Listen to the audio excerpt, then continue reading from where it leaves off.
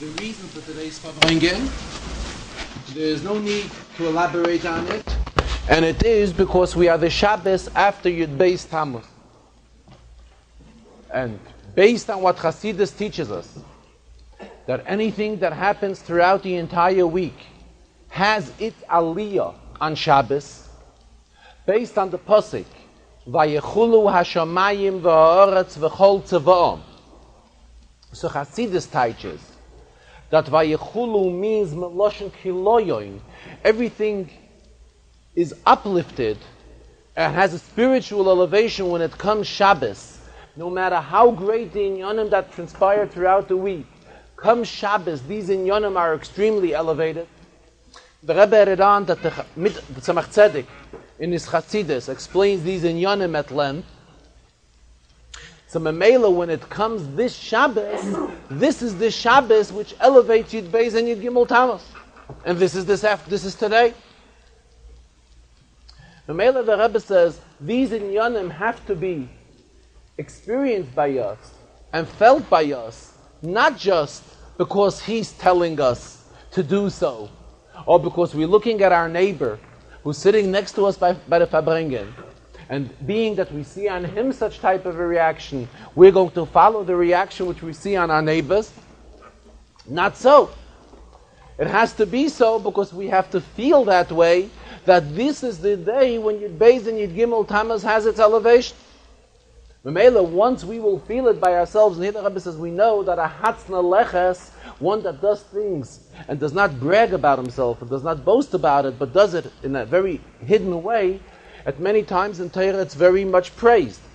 So Memela, one is going to say that his feelings about Yud Beis Tammuz, about today uplifting Yud Beis Tammuz, he's going to hide these feelings as well because he wants to be a hatzna leches. And to be a hatzna leches im Hashem Elokecha, that's something which Svarim say is a very outstanding midah. But this is not the case so here. On the contrary, the Rebbe again urged very strongly that today we really have to experience and not hide this experience, but really live up to it. How we feel today that how great Yud Beis and Yud Gimel Tammuz is, comes the Shabbos afterwards. This has a tremendous aliyah, tremendous uplifting. Vayechulu hashamayim v'ha'aretz v'chol tzeva'am. Everything that happened throughout the entire week comes to a kaloya, and a kaloya means it like dissolves. It blends into the Shabbos, and it all becomes part of the Shabbos, and it's uplifted on the Shabbos. And this is the real tainug, the real oinig which we have on Shabbos. The whole idea of Shabbos is oinig, a feeling of pleasantness. V'karasa la Shabbos oinig. Rabbi stresses the hama'aneg es ha-Shabbos. This is an expression which we find often in Gemara. One who brings pleasure to Shabbos. So when it comes Shabbos, we have to experience all these inyanim, and it all comes out of a feeling of oinig, because this is what Shabbos is all about.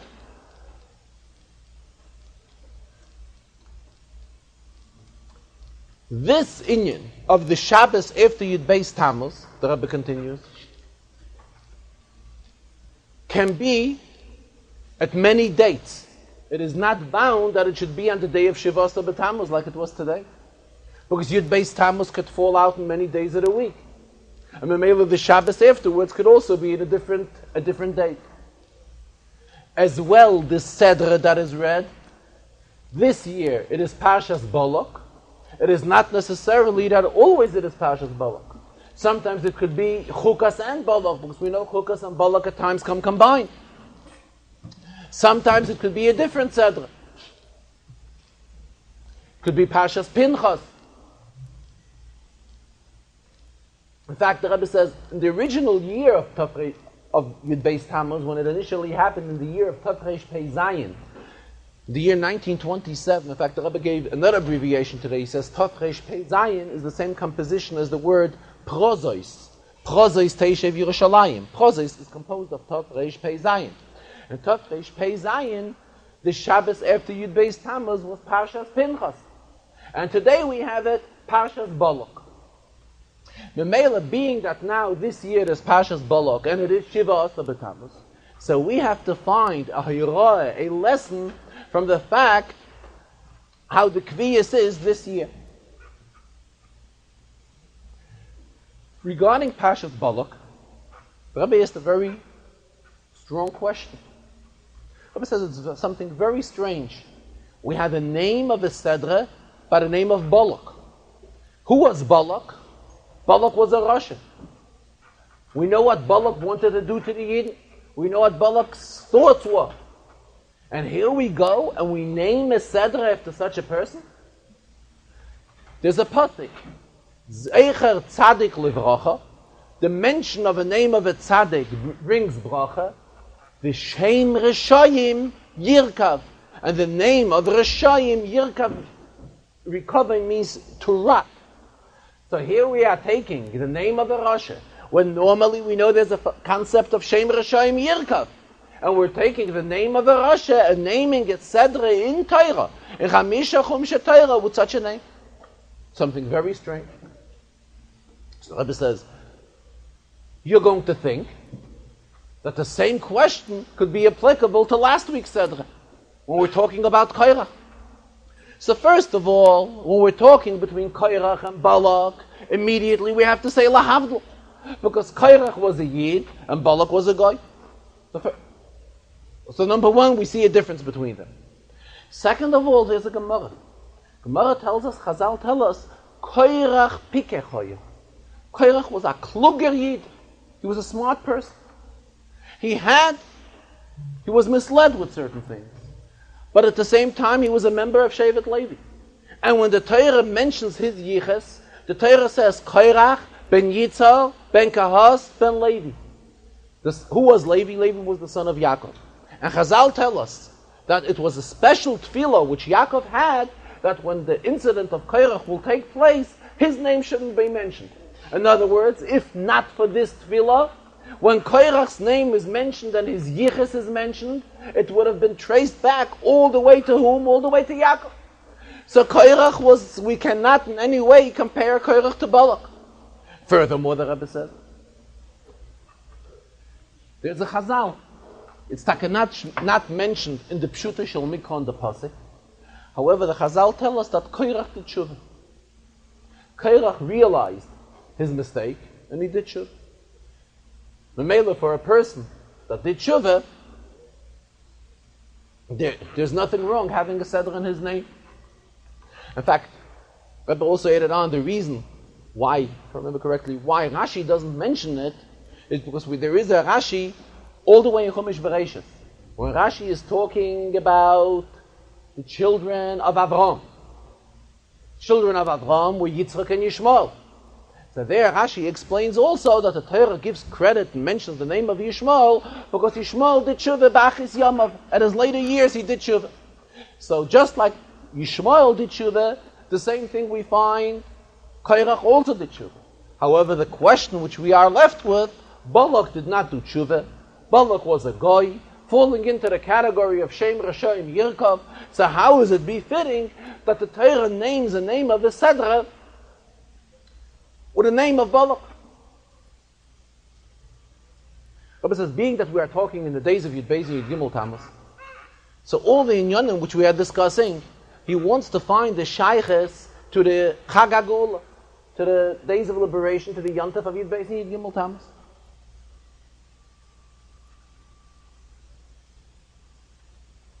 In the year 1927, Tafresh Pei Zayin, there was a very famous maimah which the Frierdiker Rebbe said. The maimah began with a pasuk in the Megillah, "V'kibel haYehudim eis asher echelu la'asos," which means, as Chazal interpret the pasuk, that when it came the nest of Purim, the Yidden again accepted upon themselves the Torah. What they once began doing by Matan Torah and was neglected throughout the years, came the time of Mordechai v'Esther. This is when the Yidden re-accepted upon themselves the Torah. This is a maimah with this pasuk, with this beginning, was said by the Frierdiker Rebbe in the year of Tafresh Pei Zayin, in the year 1927. That year was a leap year, it was an Iber Yor, so the Rebbe said it on Purim Kotel, in the month of Adar Rishon. And in fact, Rebbe mentioned today,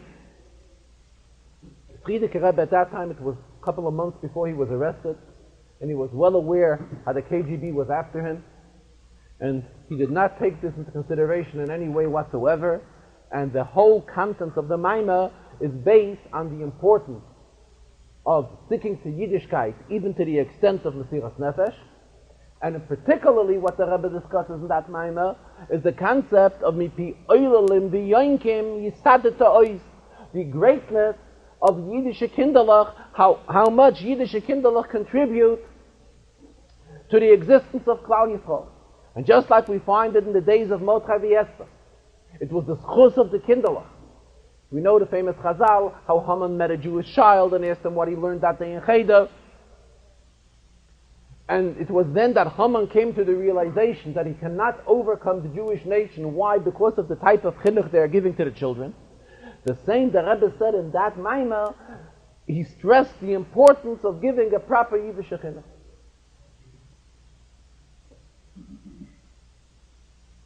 The Kibel, meaning the Yidden accepted upon themselves.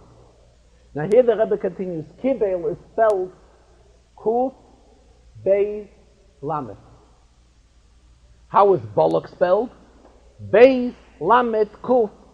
In other words, Balak, if we turn around, the word Balak has within it the same word as Kibel, as acceptance. What does this mean? Rebbe goes further. Rebbe says there's a taich from the Baal Shem Tov. Baal Shem Tov stresses the pasuk. Eis tzara hi li Yankov, umimeno yivosheya. So the Baal Shem Tov taich is that at times when the Rebishter sends a tzara, Rachmana litzlan, however, from the tzara itself, that is where we get the help from. In other words, what really happens is this tzara is turned into tzoyhar. Again, taking a word and turning around the letters. Tzara is chas v'shalom, meaning a situation of sadness, a situation of problem. What does tzoyhar mean? Tzoyhar means a window, an opening. We have in Parshas Noach, we have the expression tzoyhar ta'aseh la'teiva. You should make an opening, a window. What is a window? A window is a source of light, a source of lichtigkeit. What is the Baal Shem Tov teach? That the Rebishter puts us at times into a position where we can take a tzara and turn the tzara into tzoyha. Eis tzara hi li Yaakov, umimena. From the tzara comes the yivasheya. Yivasheya means the hill. Comes the assistance, the help. The same the Rebbe is teaching here in the word Balak.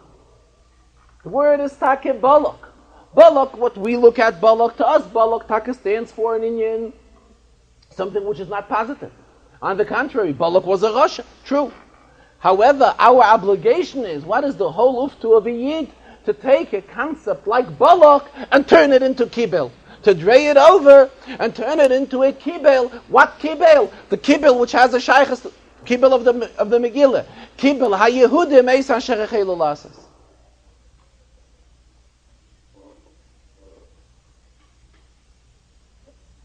This is as far as the Seder.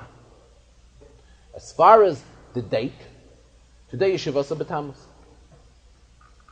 There's Taka Shabbos. So Shabbos we are not allowed to do any type of inyanim that have a shaykhs to the sad part of Shabbos B'Tammuz. In fact, later in the Farbrengen, the Rebbe said that usually we know it's the custom by the Rebbe that in the 3 weeks in the Farbrengens he learns the Rambam of Hilchas Beis HaBchira. The Rambam of the halachas that have a shaykhs to the Beis HaMikdash. The Rebbe wants from us we should do the same, that throughout the 3 weeks, the Rebbe urges us many occasions to make kviyasitim and learning the inyanim that have a shaykhs to Beis HaMikdash, whether it is the Tanakh in Yecheskel, or in Gemara, or in the Rambam. Today the Rebbe said he will not learn Hilchas Beis HaBchira, because should he learn it, this would mean that he's showing, why is he learning it? Because today is Shavuos B'Tammuz, mitzad the fact that it's a sad day. On Shabbos, we're not allowed to do anything which in any way should be any type of remez, any type of an indication that leads to the sadness of this day. Why is this a sad day? So the first bad thing which happened on Shavuos B'Tammuz was the fact that on that day, Moshe Rabbeinu broke the luchos.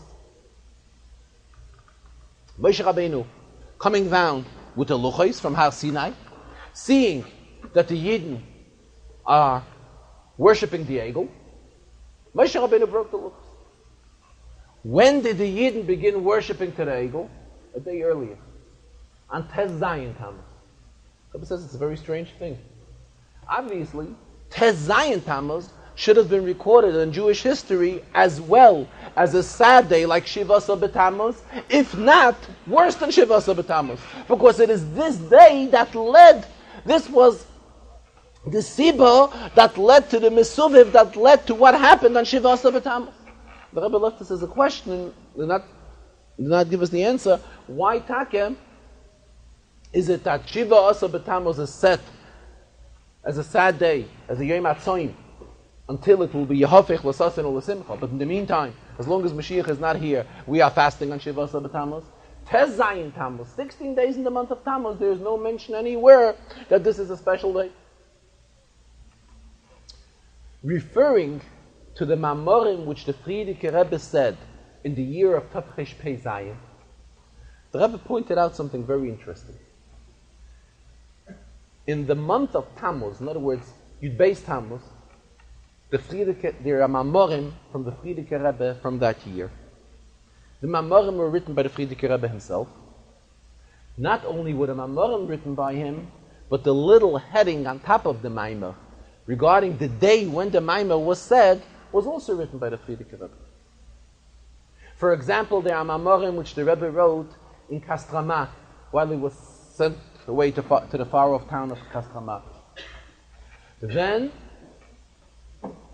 there are the Mamorim which the Frierdiker Rebbe wrote, especially the famous Maimah Baruch HaGoyim L'Chayovim Toivos, which the Frierdiker Rebbe wrote when he came back from Kastrama, when he was already released from prison. The heading of that Maimah is written that it was said in what city. He also mentions the city where the Maimah was written and said, and he refers to it that it was said in the city of Petabel. Rebbe says, we know by the Frierdiker Rebbe everything was extremely accurate. The city at that time did no longer have the name of Petabel. The name of the city was changed to Leningrad. In fact, al pi halacha, if a shtar would be written then, any legal document would be written in that city and would refer to the name of the city as Petabel, this document will not have any validity whatsoever. It's not a proper shtar, because the shtar has to list the name of the city. So why is it that the Frierdiker Rebbe, when it came to mention the city, he did not refer to the city of Leningrad, which that was the name then of the city, where he wrote the Maimah and said the Maimah, but that name, he referred to an old-time name of the city. The city was no longer named after the Tsar, after the king. The city was then named after Lenin. And we know how accurate the Frierdiker Rebbe was in everything. The Rebbe says there's definitely an intention. We don't know what it was, but there is definitely something which the Rebbe intended by referring to this city, not by its existing name, but by an old-time name.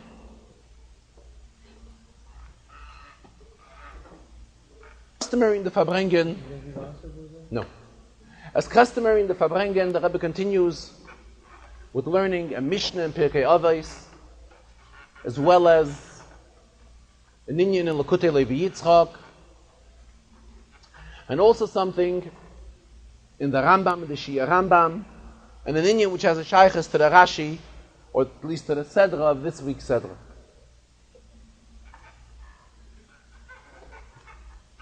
To the Mishnah in Avos, today is the 6th Perek,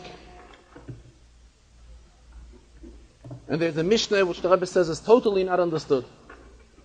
Mishnah tells us the greatness of one who dwells in the study of Torah. The Mishnah says, Ein loch ben chayrin, ela misha oisek b'talmud Torah. Who is considered a free person? The one who learns Torah. The base of this idea is quoted from a pasuk. There's a pasuk, Chorus al aluchos, that v'michtav v'lekimhu choros ala luchos, it was engraved on the luchos. So the Mishnah says, al tikri choros, don't read it engraved, read it cheros. It's the same spelling, it's just a different type of nekudes.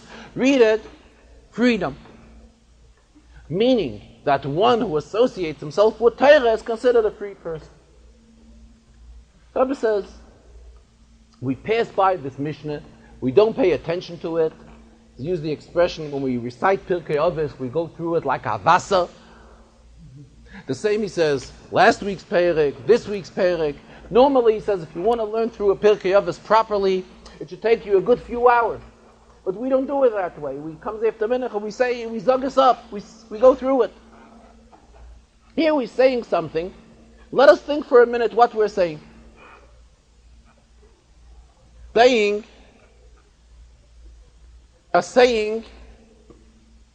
that one who learns Torah is considered a free person. How about the one who does not learn Torah? He's not free. First of all, we know that not everybody is in the position of learning Torah constantly. If we look how the Jewish Shvatim was set up, we know Yisachar, his Inyan was learning Torah, and he had an arrangement with Zvulun. Zvulun was Prakamatya. What means Prakamatya? Zvulun was a merchant. So we know that right away that there's a Shevet that was a merchant. How let us go back even before Matan Torah? Even before Matan Torah, it was the others that learned Torah. Chazal tell us based on this pasuk, Avraham Avinu was learning Torah. Later years, we don't know exactly if everybody was learning Torah or not. Then the Yidden went out of Mitzrayim. The Yidden came all out of Mitzrayim. We say they are not considered free people. Why are they not free people? Because they're not learning Torah. Very strange feeling. We know we sit down by the Seder and we celebrate the Seder with a feeling that we are free people. So what are we going to say? It's not so. Who is the free person? Only the one who's learning Torah. The one who's not learning Torah, he's not free. The Torah tells us, beferish, Shei shonim tizra sodecha, Shei shonim tizmer karmecha. We're obligated, if we're involved in our occupations, field work, we're plowing the fields, 6 consecutive years in a row, comes the 7th year, it is Shemitah. Otherwise, we know a Yid is busy working, and he's not learning Torah constantly. So what does this mean? Are we going to say that all the Yidden who are not learning Torah constantly, we're going to say that they are not considered free people? Very strange. Furthermore, the Rebbe says, the Mishnah uses here the expression al tikri. Don't read chorus, read it cheirus. It says it's explained in Svarim, Shaloh HaKodesh, and other Svarim, that this concept of al tikri, when do we refer to al tikri? Don't read it this way, but read it different than it says, when the word is an extra word. A famous al tikri which we recite every day in davening. So the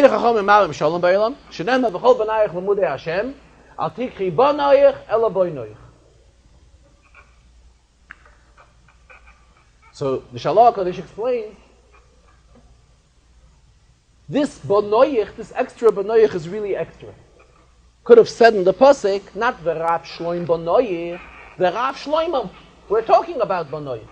Being that the pasuk says the next to the word bonoyich, so this gives us an indication to say that don't read it as bonoyich, read it as bonoyich.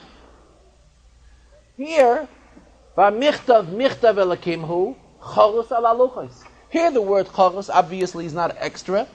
Why? Because the Torah wants to tell us that this is a different type of a writing.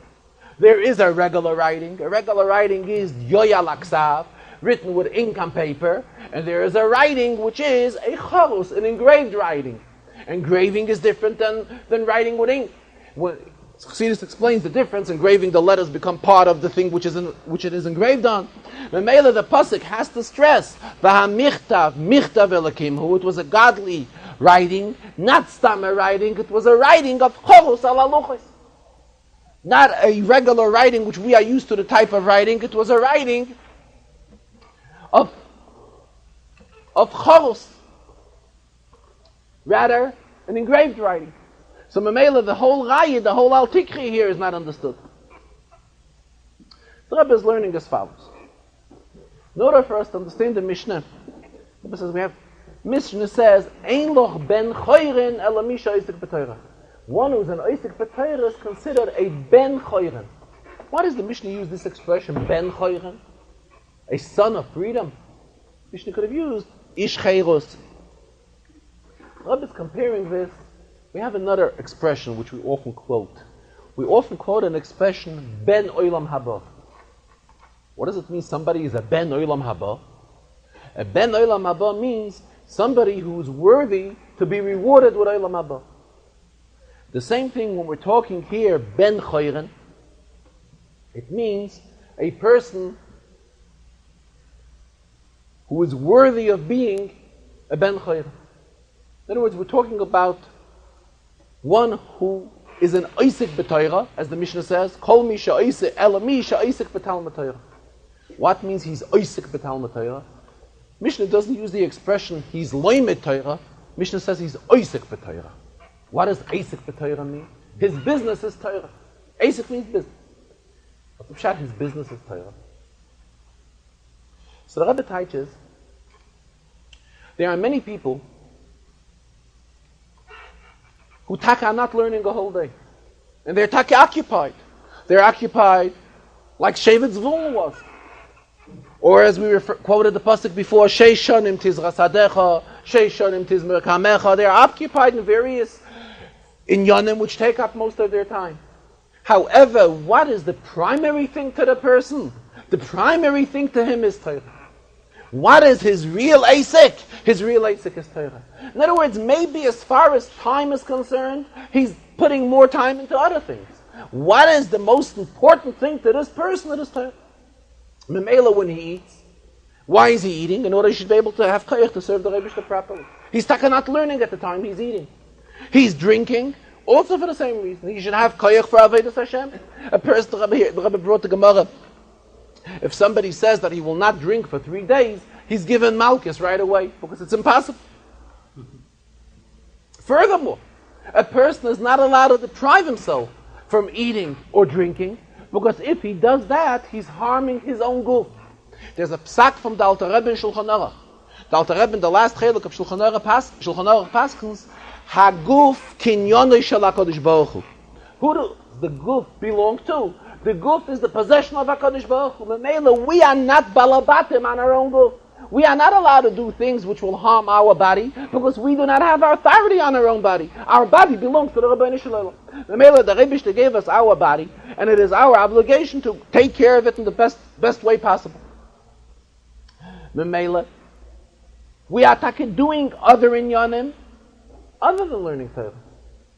However, the Mishnah is talking about a person, his asik is Torah.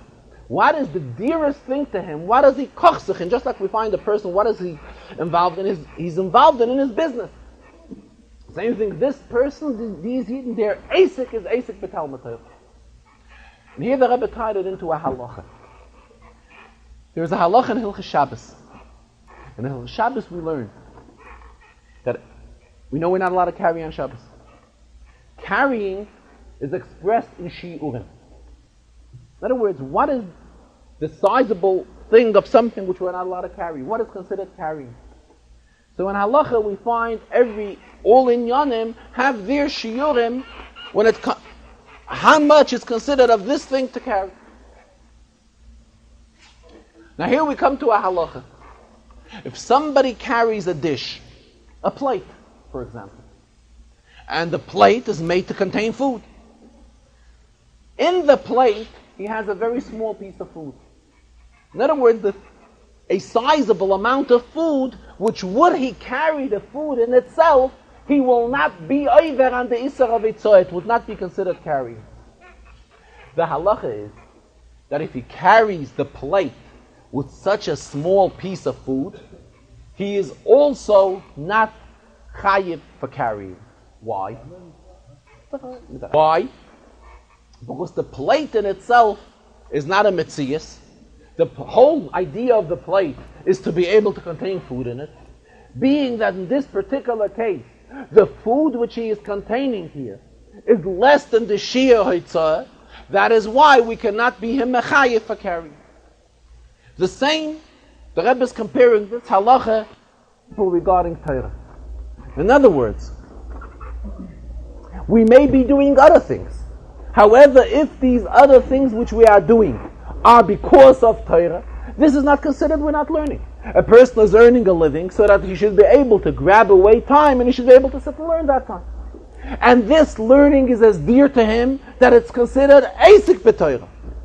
And the same thing is eating, and the same thing is sleeping, and the same thing is tiyul, he's going for a walk.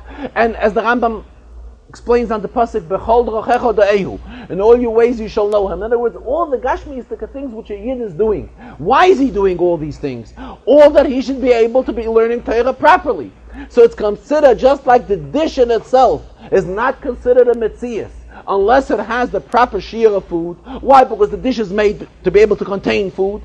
The same thing, all of the inyanim which the person is doing to sustain his body and keep his body healthy is all so they should be able to learn Torah. All the gashmiistic inyanim that he's doing is no contradiction to him being an oisach b'talmud Torah. However, when he learns Torah, he knows, and when he's not learning Torah at the same time, he knows that what is the most chashivste thing to him, it is the inyan of Torah. And Memela, the Mishnah is not talking about individuals who ripped themselves off from all inyanim of Elam Hazeh. And this is what the Mishnah is referring to. No. Mishnah is talking about a yid who is realizing the greatness of Torah and knows that Torah is as dear to him as an Eisik b'Talmud Torah. And everything which he does other than Limud Torah is all done with the intention so that he should be able to learn better and understand better that this part of the day which he is successful in learning, to be Kavei Yitam Torah and so forth. So Memele, every Yid has a possibility of going into this category of being considered a Ben Chayren for being an Oisik B'Torah. As it's customary in the Farbrengen, the Rebbe also quotes a Zohar, and on the Zohar there's the commentary of the Rebbe's father, Rebbe Levi Yitzchak. Today's Farbrengen, the Rebbe quoted a Zohar which tells us of a group of Tanoim that were going for a walk, were walking, and they were met by this Yenuka, by this youngster. And the youngster refused respecting them. Famous Zohar. And when he was asked why, the youngster said, Komarichna, berechadil vushaychu. He sensed in the odor of their clothes that they did not recite Krishma that morning. Memele doesn't want to have any shaykhs to them. When they realized what this youngster is telling them, they immediately responded, it is true. However, what is the reason why Taka didn't they learn Krishma that morning? Because they were busy with another mitzvah. They were busy with the mitzvah of Achnasas Kal. And based on the cloud of a oisik b'mitzvah, pater min ha-mitzvah, that is why this patered them from having to learn Krishma in time on that day. The Rebbe tied this in with inyanim that are explained, the Mamorim. Again, he says, being that we're discussing this on this Shabbos, so we have to find how this has a shaykhs to Yud Beis Yud Gimel Tammuz. So in the Mamorim of Yud Beis Yud Gimel Tammuz, which we were just discussing before, there the Friedrich Rebbe discusses all the kavim, Torah, Avodah, and Gemilas Chasadim. And he's explaining how one has to excel in each one of these kavim, in the kav of Torah, Avodah, and Gemilas Chasadim. The Rebbe says we have to find how this incident in the Zohar also has a shaykhs to Torah, Avodah, and Gemilas Chasadim. The Rebbe says very simple. Gemilas Chasadim is obvious. They were involved in Achnasas Kala. Achnasas Kala falls into the category of Gemilas Chasadim. Avodah is also very simple. The discussion was regarding Krishma. Now the question is, where is there an inyan of Torah in this incident? This, the Rebbe says, is very simple. This halacha in itself is Torah. What is Torah? Torah is halachas. This halacha, that when one is involved in Ha'isik v'mitzvah pater min ha-mitzvah, being that they were involved in the mitzvah of Krishma, That is what, in the mitzvah of Achnosas Kala, rather. This is what patted them from Krishma. This in itself is halach and Torah. So we have in this incident, we have a combination of all the three halakim, of all the three kavim of Torah, Avodah, and Gemilas Chasodim.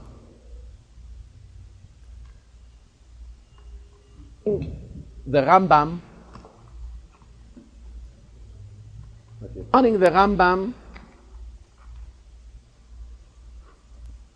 according to the Chalukah, according to the division of learning 3 Pakim Rambam a day,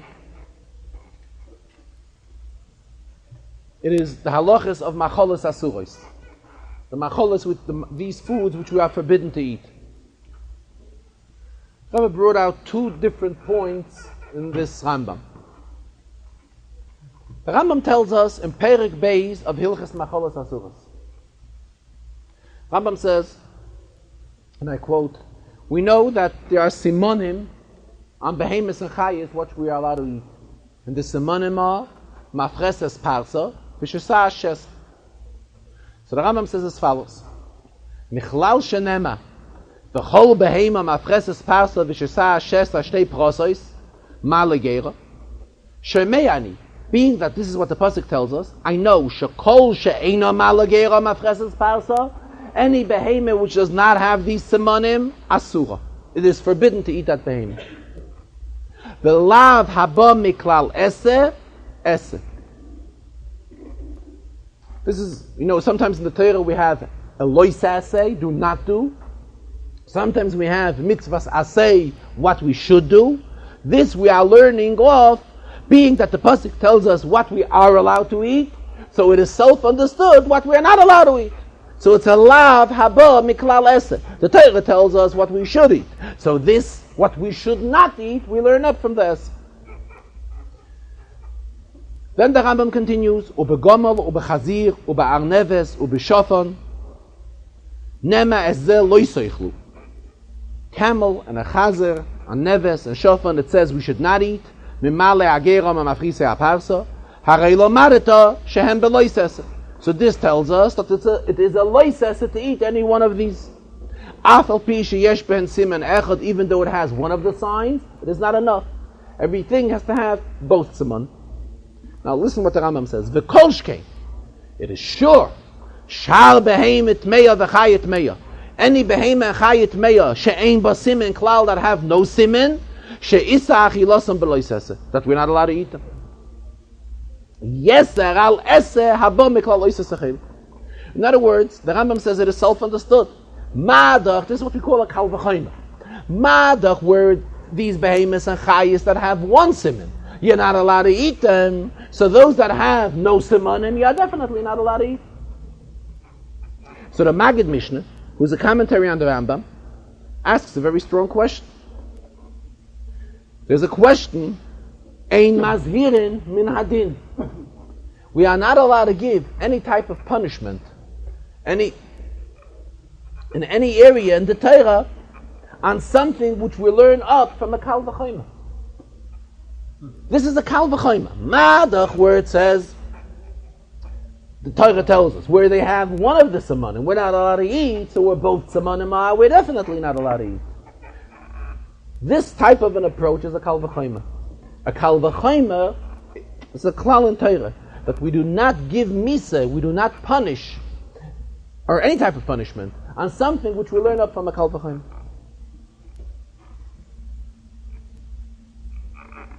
And the Maggid Mishnah gives a teretz. He says, after all, it does go in to the lav haba miklal eseh, and it's just a further type of an explanation, the approach of kal v'chayma.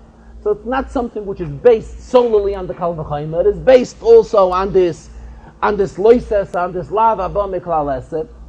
Memelis, if it would be based only on the kal v'chayma, we cannot punish. Being that this has a base on an issa, and we're only tying in an issa and the kal v'chayma, so it's not so hard.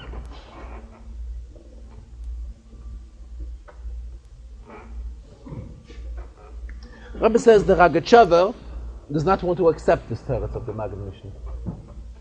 He claims it's still a kal v'chayma. But it seems the Chazarah gives a different type of interpretation, but he's also going basically on the same approach as the Maggid Mishnah. And he says that we're not creating a new type of Issa. Same idea. In other words, creating a new type of Issa, this we don't do based on a kal v'chayma to go ahead and punish on it. The Issa is here. Just we are including it, also including the kal v'chayma, based together with the pasuk. In other words, the outcome of the Chazarah is that he's basically going on the same approach as the Maggid Mishnah. What the Rebbe did bring out, he says, we see something remarkable in this entire concept of Machalas Asuros. The Torah was given thousands of years ago. Since the Torah was given, there were many countries which were discovered, which people were not around in the days when the Torah was given. As I mentioned, Australia was discovered, other areas in the world, many islands, many parts of the world which were discovered where people were not around in those days. And we see an interesting thing, that these simanim hold out. In other words, the same simanim, in other words, if so many new areas came, naturally so many chayas and behemoths came which were not discussed in the Torah. Still we see that the same rules and regulations, the same simanim, which the Torah has given, that what is a kosher behemah, malagera, mafris parsa. We did not come up with any new simanim. Was not be able to prove any new type of simanim to say for kosher behemoths, yes, for non-kosher behemoths fall in a different category. We see we still have to come on to the same way of identification to identify what is a kosher behemoth and what is not a kosher behemoth, the same thing which the Torah gave us. Furthermore, the Rebbe says, in Gemara we find that there are worms, terlas, which cannot exist for longer than 12 months. Gemara learns it up from Psukim based on what Noach took in with him into the Teva. And here the Rebbe says we see something interesting. Even nowadays, one should take these worms, which al pi Torah cannot survive longer than 12 months, and he should feed them the best way possible, and give them the best type of nutrition, and take care of it, and give it the best type of water and food and so forth. Still we see that they will not survive longer than 12 months, longer than what the Torah tells us. Regarding the Chumash in this week's Sedra, Rebbe raised a question on a pasuk in Parshas Balak. Incidentally, I just reminded myself, we were talking before, Balak is the same lettering as Kibel. The Rebbe says the child who learns Chumash, this is something which he will accept very well. Why? Because we read in the Torah about a keves, about the sheep. And we see that at times it is called keves, and at times it is called kesev, ksovim. The same lettering, keves is kaf beis sin, and at times we refer to it as kaf sin beis. So already, in other words, the child is used to such type of an idea that we should take letters of the same word and give him differently. Memela, this goes back to the name Balak. However, the name Balak has an indication for the concept of Kibel, v'Kibel ha-Yehudim beis asher chelu lasos. Now we have in this week's Sedra pasuk, it says, Keil moitzia mi Mitzrayim. Kapitel Gimel, pasuk Chav Beis.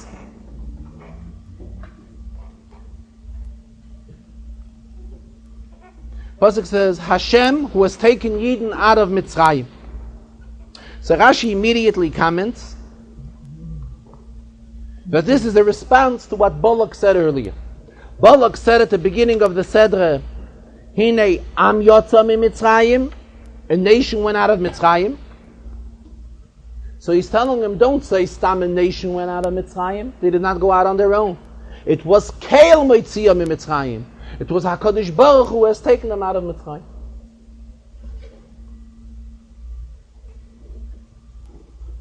How do we teach moitziyam? Taking them out. It's a present expression. Hashem Yisborach took us out of Mitzrayim. He's not taking us out of Mitzrayim now. And Rashi should have commented something regarding this expression of the pasuk.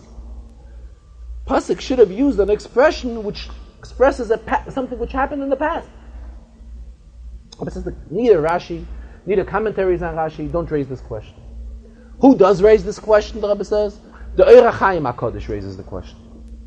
The Eira Chaim HaKadosh gives an answer, that being that Chazal tell us, we constantly have to be referring to Yetzias Mitzrayim, and always visualize as if we've been going out of Mitzrayim. Memela, the pasuk uses an expression, Keil Meitziyah Mitzrayim. HaKadosh Baruch Hu is constantly taking us out of Mitzrayim. According to the Eira Chaim HaKadosh, in the realm of Pshat, it is not acceptable. This is a hezbollah which the Eira Chaim HaKadosh could give. But as far as we are looking for a Pshat which should agree with Pshuta Shel Mikra, which this is Rashi's Inyan, according to Pshuta Shel Mikra, this is not a satisfactory Pshat. While mentioning the Eira Chaim HaKadosh, the Rebbe tells us that it is brought in Svarim, in reliable Svarim, in authentic Svarim, that the Eira Chaim HaKadosh lived in the same time as the Baal Shem Tov. As Svarim write, would the Baal Shem Tov and the Eira Chaim HaKadosh meet together, this would have led to the coming of Mashiach immediately. In other words, these were the two great giants of that generation, and had they meet together, it would have led to the coming of Mashiach. They would have brought down Mashiach right away. Again, getting back to our pasuk, the question still remains, why is the expression Moitziyah Mitzrayim? And why not Keil Hoitziyah Mitzrayim, that has taken them out of Mitzrayim in the past? So the Rebbe says we find a similar expression in Pasha Shmini. In Pasha Shmini there's an expression, Ki ani Hashem Elokeichem Hamale Eschem Me'eretz Mitzrayim, that has taken you out of Mitzrayim. Again, Mala is used in a present expression. Ki ani Hashem Hasher Leisi Eschem Me'eretz Mitzrayim. That's what the pasuk should have used the expression. So in other words, we're already finding that when it comes to Yetzias Mitzrayim, here we have Hoitziyam, here we have Mala. It's actually the same idea, same thought. The pasuk is using an expression which is a present expression rather than a past. And here in Shmini Taka we have, Rashi tells us, Ki ani Hashem Hamala Eschem. So Rashi says, Al menash shetekablu mitzvaysai heleisi eschem. Why did I take you out of Mitzrayim? So that you shall listen to my mitzvahs. So in other words, the coming out of Mitzrayim is not something a one-time thing. It's something which has a continuity. Why did the Rebbe take us out of Mitzrayim? So that later we should constantly listen to the mitzvahs and observe mitzvahs. The Mela the Rebbe says there is no need for Rashi and Balak to give it an explanation, why the pasuk uses Keil Moitziyam Mitzrayim rather than Keil Hoitziyam Mitzrayim, because the child remembers what he learned in Shmini.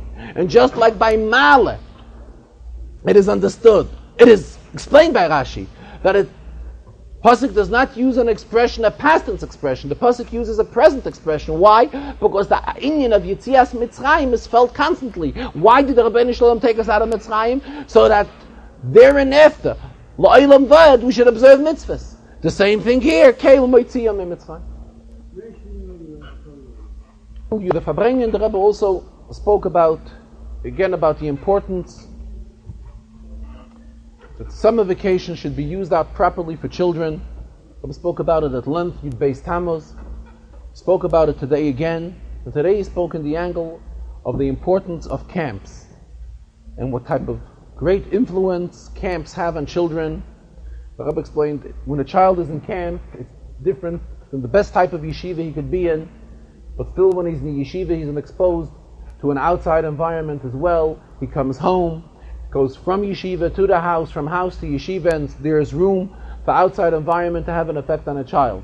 When a child is in a camp, which is a camp, naturally we're talking about a camp, Al Taras HaKodesh, Here the Rebbe says there is no way that any other influence could reach the child, especially when we're talking that the child is there not for 1 day, not for 2 days, not for 3 days, but the child is there for a longer period of time. Then the hashpah, the influence that a proper camp, that a camp which is run al Taras HaKodesh could have, is an extreme great one. And that's what the Rebbe says. He spoke about it before the summer, he's talking about it now when we're already into the summer. Folks, we constantly have to keep on reminding about this inyan, which is negayah to the summer months, to see to it that children are put into summer camps, and the proper camps, the right camps which are al Taras HaKodesh, and that children get the proper influence from the camp, which is something which is meaningful, the Rebbe says, not only during the summer months when the child is in the camp, but it is after the summer months when a child comes home. The impact of the camp, the good influence which the camp has put into the child, is noticeable on the child on a year-round basis. The Rebbe again referred to the famous correspondence from the Frierdiker Rebbe of Loi Oisi Bilvad Goal HaKadosh Baruch Hu. The Frierdiker Rebbe writes how he was not the only one which was released. It is something which has a shaykhis to each and every Yid. Based on these words, the Rebbe says, here the Rebbe shows us not to differentiate between Yidden. We cannot say these are better Yidden, these are chas v'sholom different type of Yidden, but it is our obligation to reach out to all type of Yidden. The Rebbe spoke about the importance of all of the miftzayim, after talking about this miftzah of summer camps, each and every one of the miftzayim, starting from Avos Yisrael and Achdos Yisrael, Chinuch, the Rebbe always expresses himself, Chinuch atzmai, v'chinuch zolasai, one's self-education. We always have to update our own education, bring that up to par, higher, elevate our own self, as well as seeing to utilize education on others, and as well the Rebbe counted each and every one of the miftzayim. Later in the Farbrengen, it was towards the end of the Farbrengen, the Rebbe again spoke about an inyan which the Rebbe has been talking about since Yud Beis Tammuz. Briefly, the Rebbe began talking Yud Beis Tammuz, spoke about it as well Wednesday night when the Rebbe spoke to the Yechidus, to the Orchim. Thursday night in the Farbrengen, the Rebbe spoke about it. I spoke about it this afternoon. It seems that Svarim, the Frierdiker Rebbe, had a very precious library. The Frierdiker Rebbe his library was very dear to him, extremely dear to him.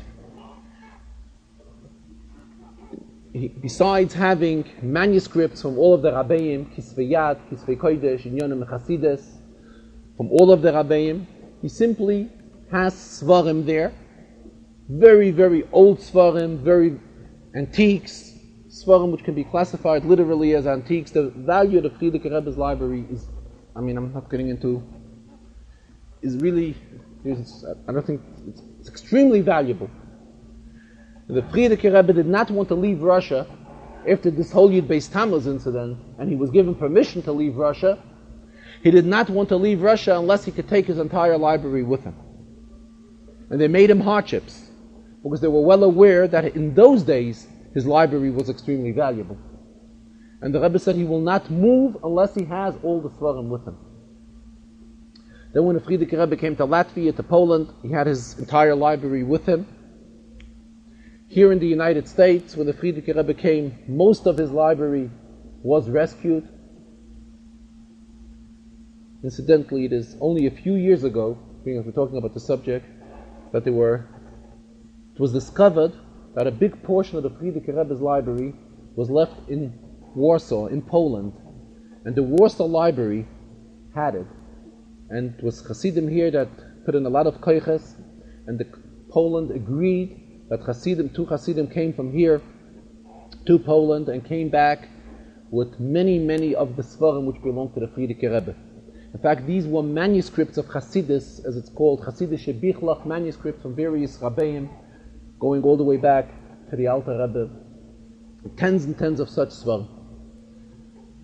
And at any rate, what has happened recently is that people have had access to the Frierdiker Rebbe's library and have been taken out Svarim from there, These Svarim reached Eretz Yisrael and were sold in the antique market from collector to collector, from book dealer to book dealer, and so forth.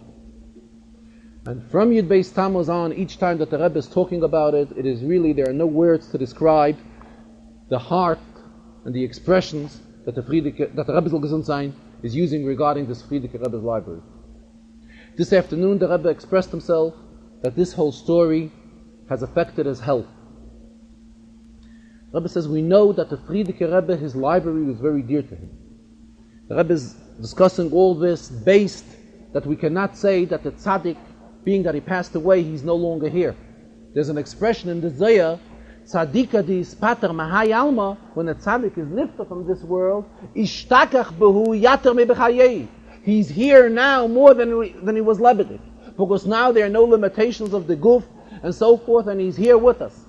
And the Rebbe keeps on quoting the Gemara. The Gemara tells us regarding Yaakov Avinu, that Yaakov Avinu loy meis, he did not pass away. Ma zaroi b'chayim, afu b'chayim. Just like his children are alive, the same he is alive.